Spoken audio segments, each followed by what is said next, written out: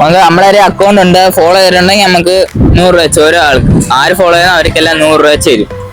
നോക്കാം. പ്രമുഖൻ അക്കൗണ്ട് പേര്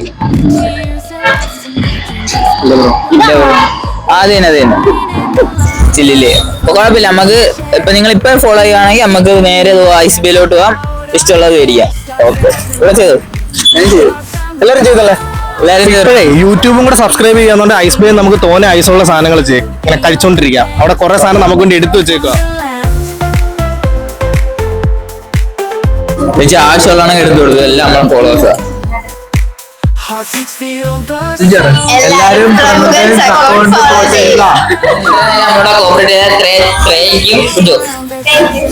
നമ്മളെ ഇപ്പോഴൊരു ചേച്ചിയുണ്ട്,